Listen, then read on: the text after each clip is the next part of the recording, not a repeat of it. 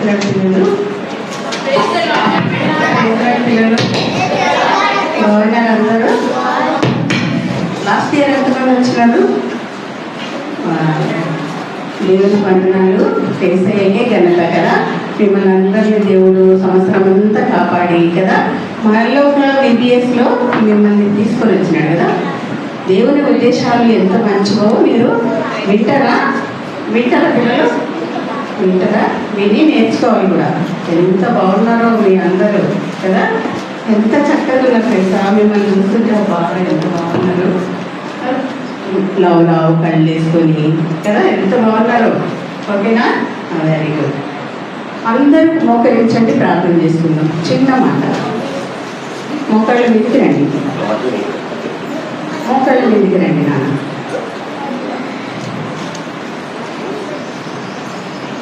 చేతులు జోడించండి. చేతులు జోడించినారా? మోకాళ్ళ మీదకి ఇంకా రాలేదు. నీల్ డౌన్, ఇంగ్లీష్లో చెప్పాలా, నీల్ డౌన్ చేయాలి. ఓకేనా? యేసు ప్రభా మీకు వందనాలు, స్తుతి స్తోత్రములు ప్రభా.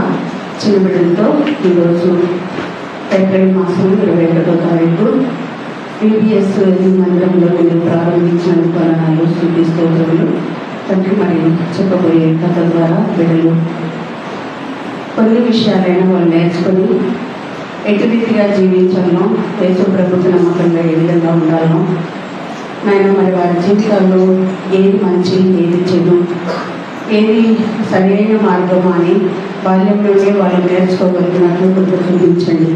నిలబడిన నన్ను జ్ఞాపకం చేసుకుని కొట్టడాన్ని మధ్యాహ్నం ప్రభావం నన్ను కార్యం చేయండి.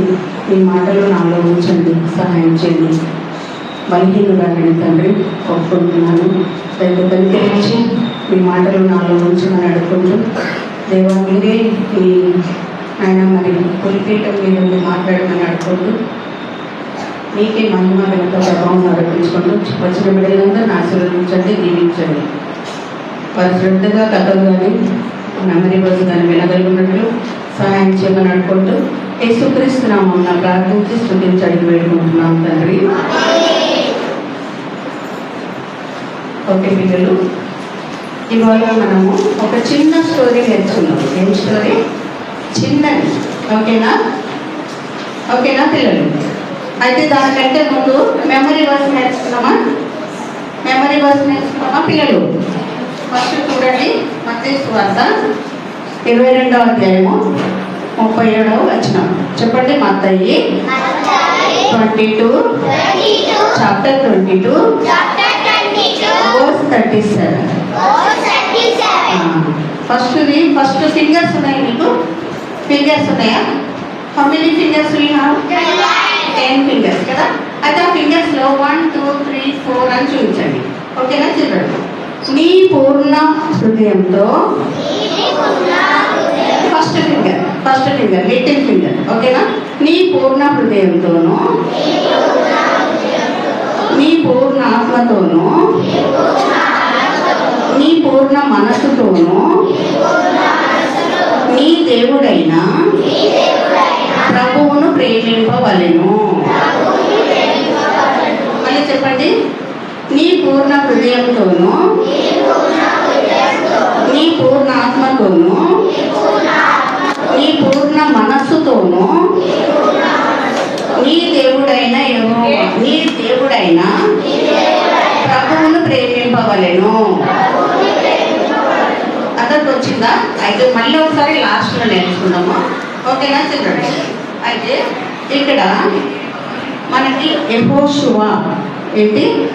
యెహోషువ ఎవరు అని మీకు డౌట్ వస్తుంది కదా. యెహోషువ ఓకేనా? యెహోషువ ఎవరంటే మోషే పరిచారకుడు.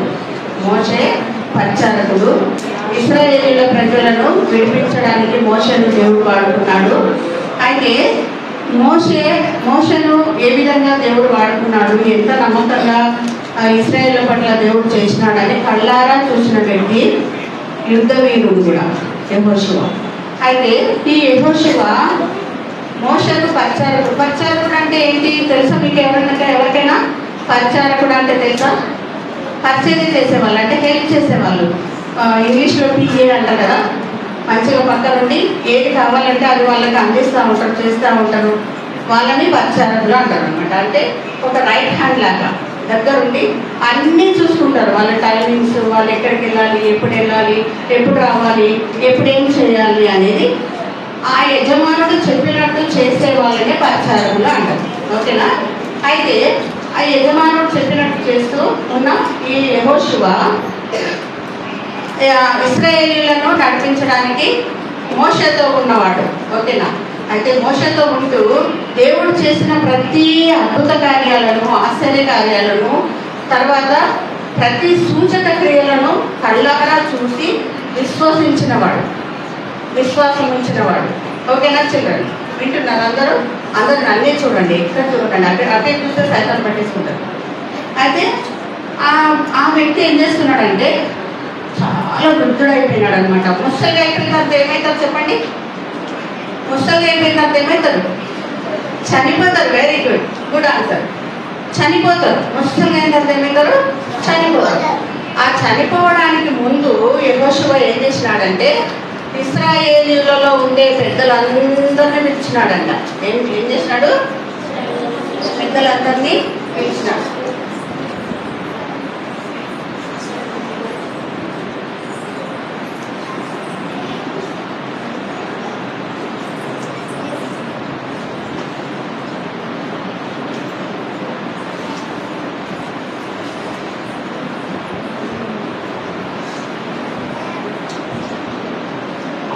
ఇలా పెద్దలందరినీ పిలిచినాడు. ఏం చేసినాడు? ఈయన యెహోషువ ఈయన పెద్దలందరినీ పిలిచి ఏం చెప్తున్నాడంటే దేవుడు మీకు చేసిన మేలులు ఐగుప్తులో ఉన్నప్పుడు మీరు మీ మొర, మీ కన్నీటిని దేవుడు విని మోషేను పంపించి మిమ్మల్ని విడిపించి 40 సంవత్సరాలు అరణ్యంలో ఎటు రీతిగా మిమ్మల్ని నడిపించినాడో ఆ దేవుడైన యెహోవా మీకేం చెప్తున్నాడంటే మీరు ఆయనను తప్ప వేరొకరిని మీరు పూజించకూడదు, ఆయన చేసిన కార్యాలను మీరు మర్చిపోకూడదు. ఇక మీదట మీరు అన్యులతో కలిసి జీవించవలసి వస్తుంది. ఎవరితో? అన్యులు అంటే ఎవరు? దేవుణ్ణి ఎరగనటువంటి వారు, దేవుణ్ణి తెలియనటువంటి వారిని అన్యులు అంటారు కదా. ఎందుకు? నిజమైన దేవుడు యేసుక్రీస్తు ప్రభు, ఆయన ఈ లోకానికి రక్షణ తెచ్చినాడని తెలియని వాళ్ళందరూ కూడా అన్యులే. ఓకేనా చిల్డ్రన్? అయితే వాళ్ళతో కలిసి మీరు జీవించాల్సి వస్తుంది. వాళ్ళతో కలిసి జీవించినప్పుడు ఇప్పుడు మనం కూడా ఉంటున్నాం కదా పిల్లలు కదా, అవునా? మనం కూడా ఉంటున్నాం కదా. అయితే మనం కూడా ఉంటున్నాం కదా పిల్లలు. అయితే వాళ్ళు చేసే పనులు, వాళ్ళు చేసే పూజలు, వాళ్ళు చేసే ఆచారాలు, వాళ్ళు చేసే ప్రతిదీ మీరు చేయకుండా నీ దేవుడైన మనకు మత్తయి సువార్త 22:37 చెప్పినట్టు నీ పూర్ణ మనసుతో, నీ పూర్ణ హృదయంతో, నీ పూర్ణ ఆత్మతో దేవుణ్ణి ప్రేమింపవలెను అనే వాక్యము వాళ్ళకి గుర్తు చేస్తూ ఉన్నారన్నమాట. అందుకని మీరు దేవుడు చేసిన మీరు మర్చిపోకుండా ఆయనను మాత్రమే పూజించండి అని వాళ్ళకి హెచ్చరిక చేస్తున్నాడు. ఏం చేస్తున్నాడు? హెచ్చరిక చేస్తున్నాడు. మనకు కూడా దేవుడు ఏం చేస్తాడంటే మీ ఫ్రెండ్స్తో కదా, మీరు కూడా చాలాసార్లు మనము స్కూల్లో ఉన్నప్పుడు ఫ్రెండ్స్తో ఉన్నప్పుడు అందరు ఉంటారు కదా. కొంతమంది దేవుడిని నమ్మని వాళ్ళు ఉంటారు, నమ్మిన వాళ్ళు ఉంటారు కదా. నమ్మని పిల్లలు ఏం చేస్తారంటే అన్నీ చేస్తాం, అన్నీ తింటాం, మనిషితో ఉన్నట్టు ఉంటాం అంటుంటారు కదా. అది అవిధేయత. పాపం చేయకండి అని అంటాడు అనమాట. ఏమంటాడు? వేరే విగ్రహాలకు మొక్కి పాపం చేయకండి అని అంటే, పాపం అంటే ఏంటి? పాపం అంటే ఏంటి చిల్డ్రన్? పాపం అంటే మనం మాట వినకపోవడమే పాపం. మాట వినకపోవడమే. చాలాసార్లు మనం మన పేరెంట్స్ మాట వినం కదా. వింటామా? వినం. మాట వినకుండా ఉండడమే పాపము. ఇంకేదో పాపం చేస్తే కాదు. దొంగతనం చేయడం పాపము, అబద్ధం ఆడడం పాపము, మాట వినకపోవడం పాపము. వినండి, ఇవి చాలా ఇంపార్టెంట్. మీరు బాగా చేస్తారో మేము కూడా చేసే వచ్చినాము, కానీ దేవుడు మమ్మల్ని క్షమించినాడు. మీరు కూడా చేయొద్దు, ఇప్పటి నుండే చేయండి. మాకు తెలియక చేసినాము. మీరు ఇప్పుడు చెప్పే వాళ్ళు అందరూ ఉన్నారు కదా, మాట వినాలి. తల్లిదండ్రుల మాట వినాలి. ఏం చేయాలి? తల్లిదండ్రుల మాట వినాలి. తల్లిదండ్రులు చెప్పినట్టు వినాలి. తర్వాత ఉపాధ్యాయులు చెప్పినట్టు కూడా వినాలి. చాలా మంది ఎంత హోంవర్క్ ఇచ్చినా ఏం చేస్తారు? ఇయలే హోంవర్క్. ఈరోజు టీచర్ ఏమన్నా హోంవర్క్ ఇచ్చిందంటే అస్సలు హోంవర్క్ వేయలేదు. వాళ్ళు ఏం హోంవర్క్ లేదంటారు. ఏమంటారు? ఏమి అది అబద్ధం కదా. అట్లా అబద్ధం ఆడొచ్చా? అబద్ధం ఆడటమే పాపం, మాట వినకపోవడమే పాపం. ఓకేనా? అయితే దేవుడు యెహోషువ, నేను చనిపోబోతున్నాను, ఇంకా నేను మీకు ఈ విషయాలన్నీ చెప్పను, మీరే గుర్తుపెట్టుకోవాలి. దేవుడు చేసిన అద్భుతాలన్నీ కూడా గుర్తుపెట్టుకోండి. ఆయనని తప్ప వేరొక దేవుని మీరు పూజింపకూడదు అని చెప్పినాడు అనమాట. చెప్పి అన్ని విషయాలు చెప్పిన తర్వాత యెహోషువ ఏమైంది? చనిపోయినాడు. యెహోషువ చనిపోయినాడు.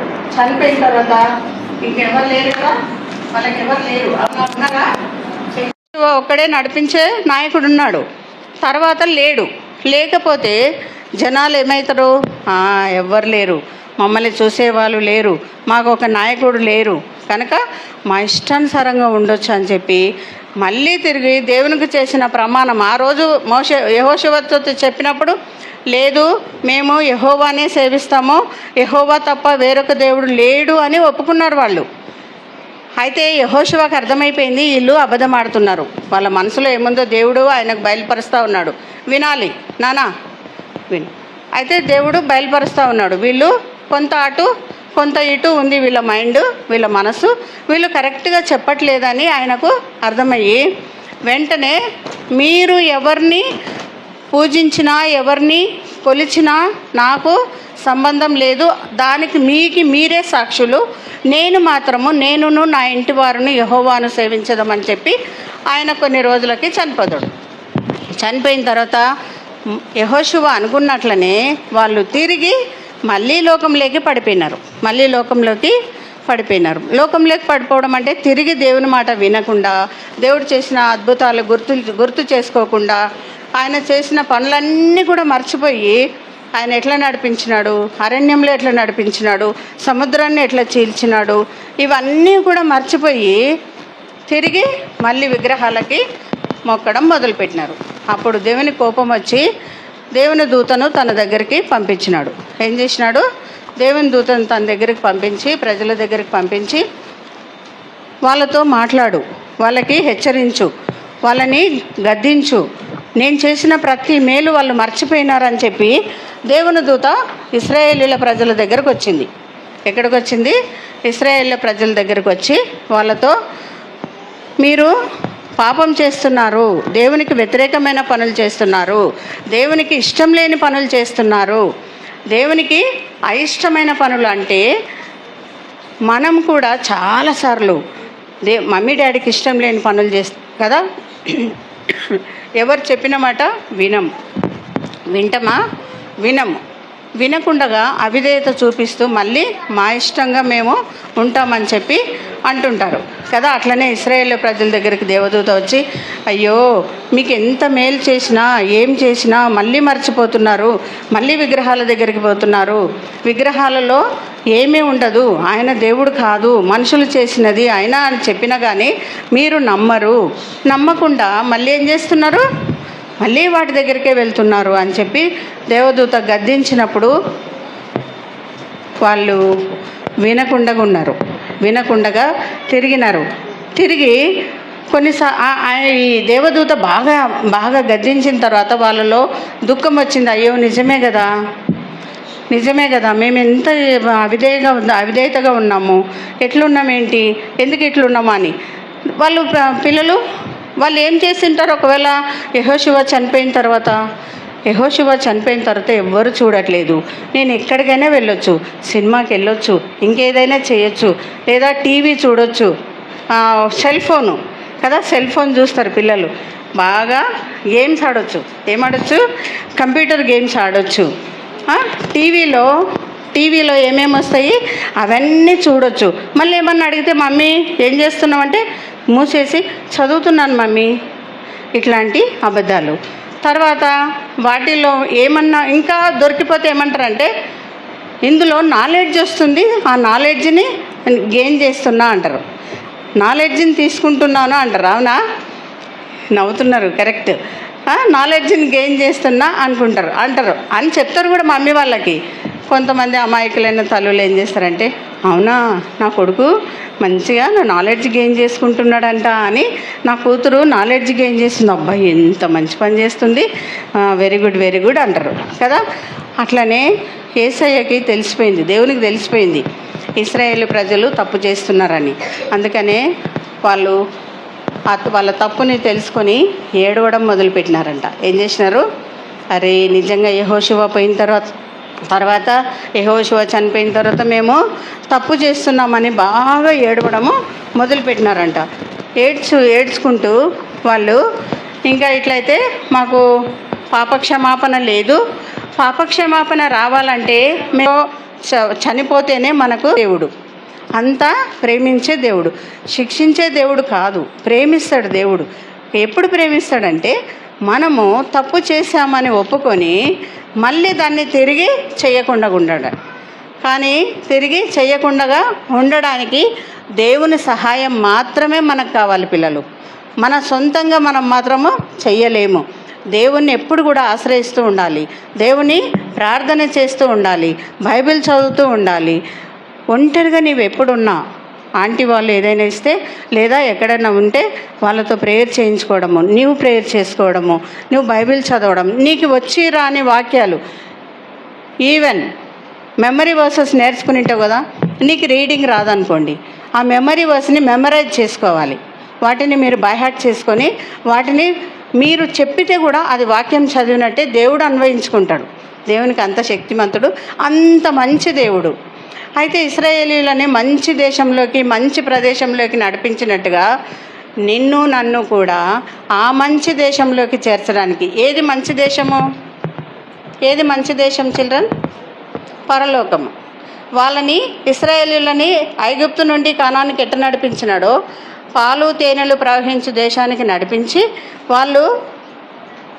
వాళ్ళు పండించని పంటనంతా తింటూ వచ్చినారు, మంచి ఫలాలు. అంటే అంత మంచి దేశానికి దేవుడు నడిపిస్తే అలాంటి దేశము మనకి పరలోకము. ఇప్పుడు ఏంటిది? మనకు పరలోకము.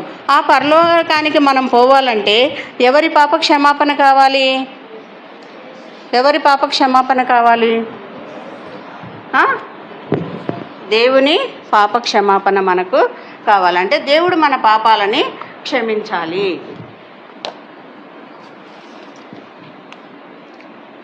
దేవుడు మన పాపాలు క్షమించాలంటే మనం ఏం చేయాలి పిల్లలు? మళ్ళీ తిరిగి మనం ఎక్కడికి వెళ్ళకూడదు? పాపానికి దూరంగా వెళ్ళాలి, పాపం చేయకూడదు. చూడండి, అంత చెప్పిన తర్వాత కూడా మళ్ళీ ఏం చేసినారు? మళ్ళీ పాపానికి పోయినారు ఇశ్రాయేల్ ప్రజలు. ఇట్లా వెళ్ళకుండగా మీరు దేవుణ్ణి అడుగుతూ రావాలి. మేము విగ్రహాల జోలికి వెళ్ళము, విగ్రహాలకి అర్పితమైనది ఏది కూడా మేము తినము, విగ్రహాల దగ్గరికి మేము వెళ్ళడము పాపము. ఏంటది? పాపము. దేవునికి ఇష్టం లేని పనులు అవి. దేవునికి ఇష్టమైన పనులు ఏంటివంటే దేవుడు కోరుకున్నట్టుగా జీవించడం. దేవుడు ఏం కోరుకుంటున్నాడు? దేవుడు పాప క్షమాపణ, సిలువ. దేవునికి ఇష్టమైన పనులు అడుగుతున్నాడు. దేవునికి ఇష్టమైన పనులు ఏంటంటే దేవునికి ఇష్టంగా ఉండడము, బైబిల్ చదవడము, తల్లిదండ్రి మాట వినడము, తర్వాత టీచర్స్ మాట వినడము, అవిధేయులుగా ఉండకపోవడము, తర్వాత మీకు టైం దొరికినప్పుడు అంతా కూడా ప్రార్థన చేసుకోవాలి. ఏం చేసుకోవాలి?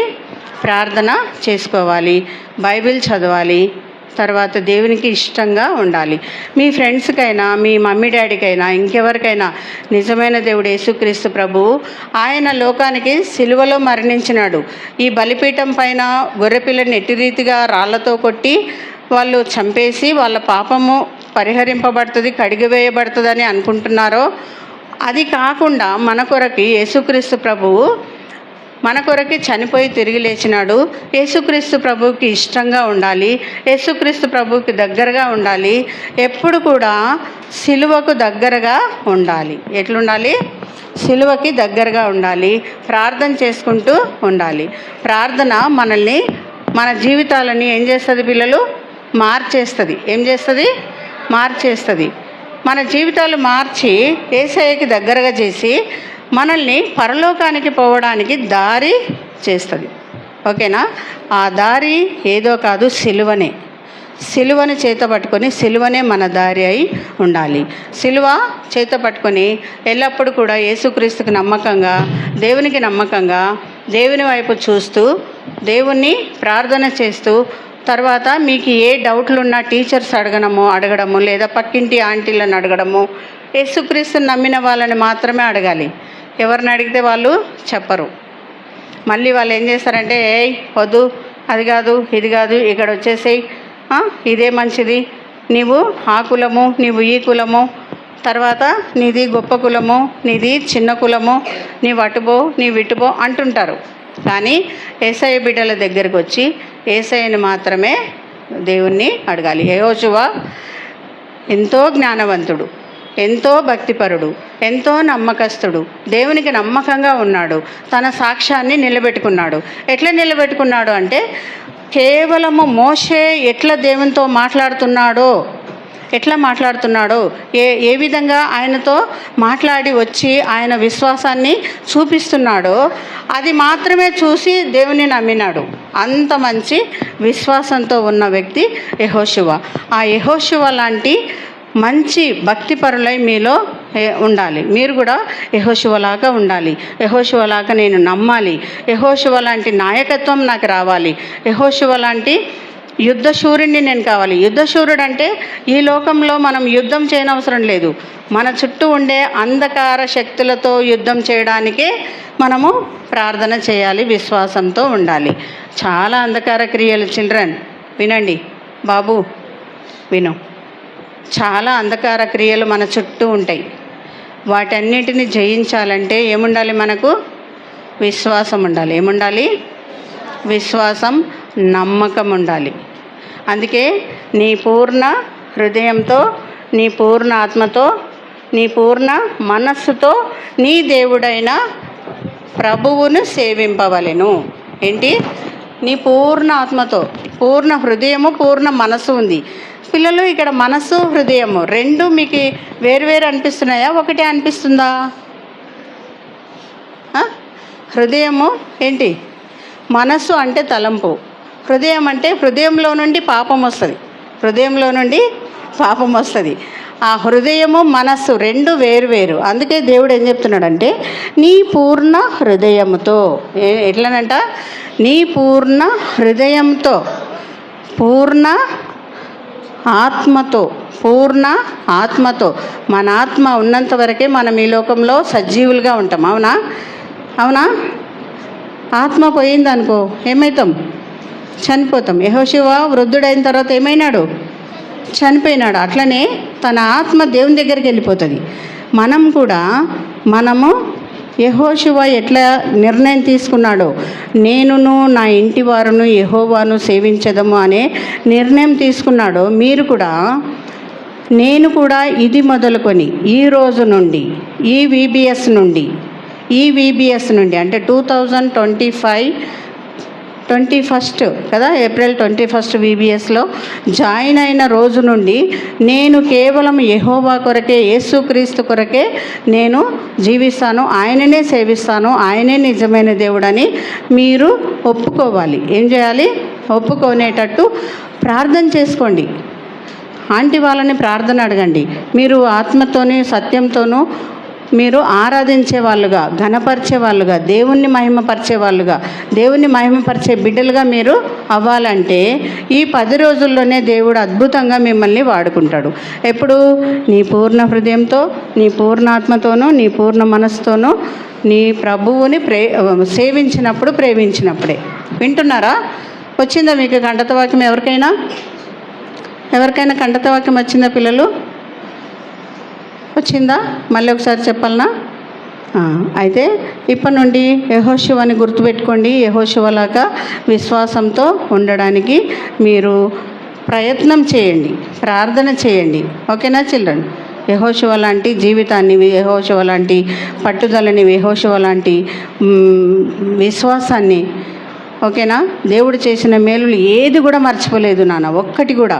ఆయన ఎంత గొప్ప దేవుడో అని ఆయన గుర్తు చేసుకుంటూ వచ్చినాడు ప్రతిరోజు. అట్లనే మీరు కూడా ప్రతిరోజు ప్రార్థన చేసుకోవాలి. ఏం చేయాలి? ప్రార్థన చేసుకోవాలి, బైబిల్ చదువుకోవాలి. మీ దగ్గర బైబిల్స్ ఉంటే, లేకుంటే ఒక చిన్న పత్రిక అయినా ఉంటుంది కదా, ఆ పత్రికను తీసి ఉట్టిగా చూడండి. ఏం చేయండి? చూడండి. చూస్తే కూడా దేవుడు జ్ఞానం ఇస్తాడు. నిజంగా ఇది మీరు ఎక్స్పీరియన్స్ కావాలంటే మీరు చూడండి, అది ట్రై చేసి చూడండి. నిజంగానే దేవుడు ఇచ్చేస్తాడు. నిజంగానే దేవుడు ఆ జ్ఞానము, ఆ తెలివి మీకు ఇచ్చేస్తాడు. ఒక ఆమెనంట, ఒక చిన్న స్టోరీ చెప్తా. ఒక ఆమెనంట అసలు చదువు రాదు, తనకు మాత్రం బాగా విశ్వాసం ఉంది. ఇట్లా బైబిల్ పట్టుకొని రోజు చర్చికి పోతుందంట. రోజు చర్చికి పోయి, చాలా ఓల్డేజ్ ముసలామె, ఇంకా కొన్ని రోజులకు చనిపోతుంది అనేటప్పటికి, వింటున్నారా పిల్లలు? మీ కొరకే చెప్తున్నా నేను. చిన్నపిల్లలు వినండి. ఎవరికైతే నిజంగానే, కొంతమంది డల్లర్స్ ఉంటారు కదా, చదువు రానోళ్ళు, ఎంత ట్రై చేసినా చదువు రాదు, ఎంత ట్రై చేసినా రాదు వాళ్ళకి. కొంతమందికి ఏమో అట్లనే పట్టేస్తారు, అట్లనే చదివేస్తారు కదా. అయితే ఎవరైతే నిజంగా చదువు రాదో వినండి, ఇక్కడ కూడా ఉంటారు చదువురాని పిల్లలు కదా. నేను మిమ్మల్ని క్రిటిసైజ్ చేయట్లేదు. నిజంగానే కొంతమందికి దేవుడు జ్ఞానం ఎక్కువ ఇస్తాడు, కొంతమందికి తక్కువ ఇస్తాడు, కొంతమందికి మిడిల్గా ఇస్తాడు కదా. అయితే చదువు రాని వాళ్ళు వినండి. ఆ ముసలామె ఏం చేసిందంట, రోజు బైబిల్ పట్టుకొని పోయేదంట. రోజు బైబిల్ పట్టుకొని పోయి ఓపెన్ చేసుకొని కూర్చుంటుందంట. పిల్లలు ఓపెన్ చేసుకొని కూర్చుంటుందంట. నేను ఎందుకు చెప్తున్నానంటే, ప్రతిరోజు యెహోషువలాగా నమ్మకంగా ఉండాలంటే మీరు కూడా ప్రతిరోజు బైబిల్ కానీ ఏదైనా ఒకటి ముందు పెట్టుకొని కూర్చోండి. ఏం చేయండి? ముందు పెట్టుకొని ఓపెన్ చేసి పెట్టండి. దేవుడు జ్ఞానం ఇస్తాడు. దేవునికి తెలుసు నీ అవసరత ఏంటో, నీ అక్కరేంటో, నీ పరిస్థితి ఏంటో, నీవేం అడుగుతున్నావో కూడా దేవునికి తెలుసు. ఆయన హృదయాలను ఎరిగినవాడు, సర్వాంతర్యామి. ఇక్కడ ఉంటాడు, ఇంకెక్కడైనా ఉంటాడు, నీ మనసులో కూడా ఉంటాడు. అందుకనే ఆయనకు అన్నీ తెలుసు. ఎట్లా తెలుసు ఈ దేవునికి? ఎందుకు తెలుసు, ఎలా తెలుసు అనుకోకండి, ఆయనకు అన్నీ తెలుసు. అందుకనే ఆయన నిన్ను నన్ను ప్రేమించి లోకానికి వచ్చి మరణించి తిరిగి లేచినాడు 3 రోజుల్లో. 3 రోజుల్లో ఆయన మరణించి 3వ రోజు తిరిగి లేచిన దేవుడు ఒకే ఒక్కరు, ఆయనే యేసుప్రభువు. ఇంకెవ్వరు కూడా లేరు. ఆయన నిజమైన దేవుడు. అయితే ఆ ముసలమ్మ రోజు వచ్చి ఓపెన్ చేసుకొని కూర్చునేదంట. ఆ చర్చికి పాస్టర్ ఉంటారు కదా, వాళ్ళు వచ్చి, అమ్మా ఏంటి నువ్వు రోజు ఇట్లా వస్తున్నావు, ప్రార్థన చేసుకుంటున్నావు, కూర్చుంటున్నావు అంటే, వింటున్నావా నాన్న? బాబు విను, మంచి కూర్చో. అయితే అయ్యా నాకు చదవడం రాదు, నాకు బైబిల్ చదవాలని ఆశ, నాకు చదవడం రాదు అన్నప్పుడు కొన్ని రోజులైన తర్వాత చనిపోతా అనే ముందు ఆమె అనుకోకుండానే వాక్యాలు చదవడం స్టార్ట్ చేసిందంట. ఏమైందంట? నిజంగా అద్భుతం. ఆమె ఎవ్వరిని అడగలేదు, ఎక్కడికి వెళ్ళలేదు, మందిరానికి మాత్రమే వచ్చింది. ఎక్కడికి వచ్చింది? అంత విశ్వాసం అన్నమాట. అంటే 100% విశ్వాసంతో, 100% ఫెయిత్తో వచ్చిందనమాట. ఆ 100% ఫెయిత్ ఏం చేస్తుందంటే మనల్ని మంచి స్థానంలో నిలబెడుతుంది. నీవు నేను కూడా మంచిగా దేవునికి ఇష్టంగా ఉంటూ, మనం ఈ లోకంలో జీవించినంతకాలం ఇష్టంగా ఉంటే మనల్ని ఎక్కడికి చేరుస్తాడంట? మంచి దేశంలోకి చేరుస్తాడు. అది ఆ మంచి దేశం ఏంటిది? పరలోకము. నీకు పరలోకం కావాలంటే దేవునికి ఎట్లా ఉండాలంట? ఇష్టంగా ఉండాలి. దేవునికి ఎట్లుండాలి? ఇష్టంగా ఉండాలి. దేవునికి నమ్మకంగా ఉండాలి. పేరెంట్స్కి నమ్మకంగా ఉండాలి. పేరెంట్స్ చెప్పినది వినాలి. ఇవన్నీ చేస్తే దేవునికి ఇష్టమైన పిల్లలు అవుతారు. కళ్ళు మూసుకుంటారా? అందరూ నీళ్ళు డౌన్ చేయండి, కళ్ళు మూయండి.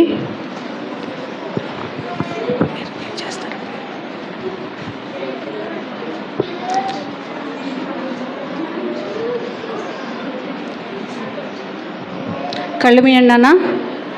ఆంటీ ప్రేయర్ చేస్తారు.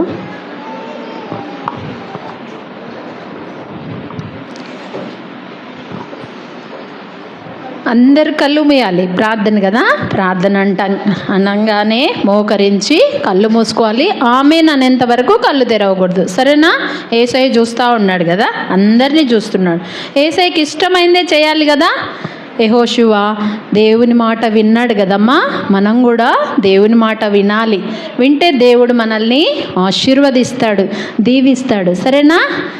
కళ్ళు మూయండి. మహాపరిశుద్ధుడు అయిన మా ప్రియ పరలోక తండ్రి, ఈ మొదటి దినాన VBSలో కేజీ క్లాస్లో ప్రభావ మీద ఆశ్రయాలు ఓఎం మేరక్కను మీరు బలపరిచి వాడుకుంటూ వచ్చిన విధానం బట్టి నీకు వందనాలు. యెహోషువ జీవితాన్ని ప్రభా బిడ్డల ఎదుటి తీసుకొచ్చినారు. యెహోషువ మరి నాయకుడిగా ఉంటూ వచ్చినాడు, ఇశ్రాయేలు ప్రజల్ని నడిపిస్తూ వచ్చినాడు. తండ్రి ప్రభా తను మరణించిన తర్వాత ప్రజలు ఇష్టానుసారంగా జీవించి దేవుని కోపం పుట్టించినప్పటికీ ప్రభా మరలా మీరు వారిని కనికరించి దూతను పంపించి వారికి అనేక సంగతులు బయలుపరిచి సరైన మార్గంలో నడవటానికి మీరు ఎన్నో ప్రయత్నాలు చేస్తూ వచ్చినారు ప్రభా. తిరిగి ప్రజలందరూ కూడా నీ మాట విన్నట్లుగా ఈ దినాల్లో మేము కూడా ఎన్నో విషయాల్లో మా చిన్న బిడ్డలు కూడా తప్పిపోతున్నారు. నీ మాట వినటానికి నేర్పించండి ప్రభా. పరిశుద్ధమైన గ్రంథాన్ని ప్రతిదినము చదవటానికి మా బిడ్డలకు మీరే నేర్పించండి.